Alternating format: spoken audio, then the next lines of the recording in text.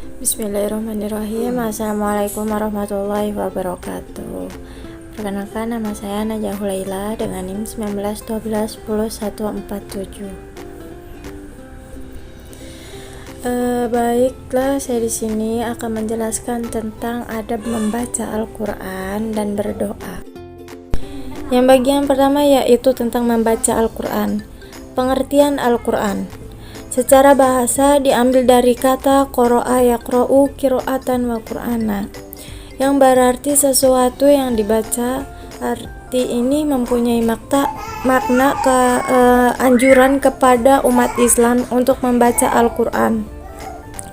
Dikatakan demikian sebab seolah-olah Al-Quran menghimpun beberapa huruf kata dan kalimat secara tertib sehingga tersusun rapi dan benar. Oleh karena itu, Al-Quran dibaca dengan benar sesuai dengan makhraj dan sifat-sifat hurufnya, juga dipahami, diamalkan dalam kehidupan sehari-hari. Dan menurut istilah, kata Al-Quran tidak lain yang dimaksud adalah kitab Allah atau kalam Allah subhanahu wa ta'ala yang diturunkan sebagai wahyu kepada Nabi Muhammad SAW secara makna dan lafaz. Yang membacanya adalah ibadah.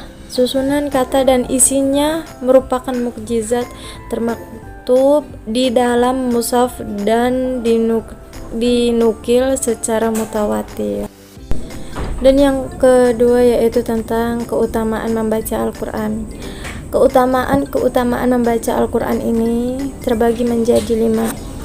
Yang pertama yaitu keutamaan membaca Al-Quran dapat menjadi petunjuk. Yang kedua yaitu balasan kebaikan berlipat. Dan yang ketiga diampuni dosa-dosanya. Dan yang keempat mendapat syafaat di hari akhir. Dan yang kelima diangkat derajatnya. Yang pertama yaitu keutamaan Al-Quran dapat memberi petunjuk. Salah satu keutamaan dari membaca Al-Quran tentunya agar kita bisa mendapatkan petunjuk, agar bisa menjalani hidup di jalan yang benar sesuai dengan firman Allah di dalam Al-Quran yang artinya sebagai berikut. Sesungguhnya Al-Quran ini memberi petunjuk kepada jalan yang lebih lurus dan memberi kabar gembira kepada orang-orang mukmin yang mengerjakan amal soleh bahwa bagi mereka ada pahala yang besar.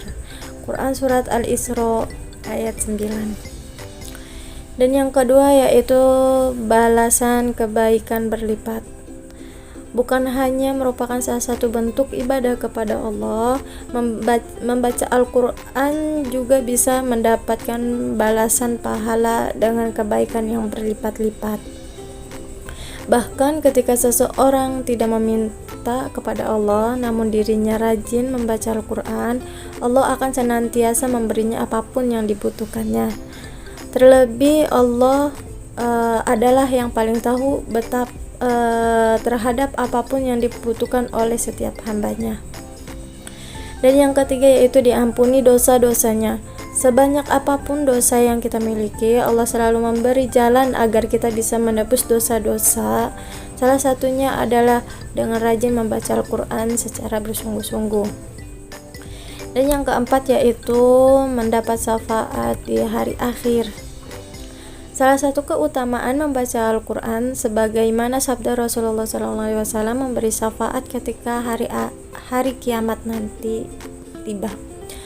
Al-Quran bisa menjadi saksi di depan Allah bahwasanya ketika hidup di dunia kita sering membacanya, tentunya itu bisa menjadi penolong agar itu terbebas dari siksaan yang pedih. Dan yang bagian terakhir yaitu diangkat derajatnya.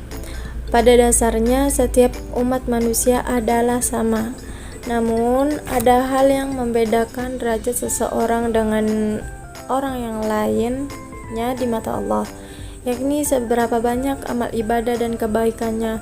Semakin sering seseorang ibadah dan berbuat baik, maka semakin tinggi derajatnya di mata Allah Subhanahu wa ta'ala. Dan yang selanjutnya saya akan menjelaskan tentang adab berdoa. Yang pertama yaitu tentang pengertian berdoa. Pengertian berdoa dalam Islam adalah sikap berserah diri kepada Allah Subhanahu wa taala. Pengertian doa ini dituturkan Imam Hafiz Ibnu Hajar dari Imam At-Taibi dalam kitab Fathul Bari, memperlihatkan sikap berserah diri dan merasa membutuhkan Allah Subhanahu wa taala. Karena itu dianjurkan ibadah melainkan untuk berserah diri dan tunduk kepada pencipta serta merasa butuh kepada Allah Subhanahu wa taala. Dan yang kedua, manfaat berdoa. Manfaat berdoa terbagi menjadi 8. Yang pertama yaitu meraih rahmat Allah Subhanahu wa taala, yang kedua mendapatkan apa yang diinginkan, yang ketiga melancarkan segala urusan, dan yang keempat memberikan ketenangan, kelima mendapat pengampunan dosa, yang keenam diangkat derajat oleh Allah Subhanahu wa taala, yang ketujuh menjauhkan dari kesulitan, dan yang kedelapan mendekatkan diri kepada Allah Subhanahu wa taala. Yang ketiga yaitu lafal doa setelah sholat. Bismillahirrahmanirrahim. Allahumma inna as'aluka salamatan fid dini wa afiyatan fil jasadi wa ziyatan fil ilmi wa barakatan fil rizqi wa taubatan qabla al-maut wa rahmatan 'indal maut wa maghfiratan ba'dal maut. Dan yang keempat yaitu tata cara berdoa. Yang pertama bersuci terlebih dahulu, yang kedua memulai dengan memuji Allah Subhanahu wa taala dan diakhiri dengan sholawat, yang ketiga menghadap kiblat dengan mengangkat kedua tangan, yang keempat memelankan suara dan tidak terburu-buru, yang kelima berdoa penuh harapan, yang keenam berdoa penuh keyakinan, dan yang ketujuh berdoa dengan bersungguh-sungguh. Mungkin cukup sekian yang dapat saya sampaikan, kurang lebihnya mohon maaf. Wassalamualaikum warahmatullahi wabarakatuh.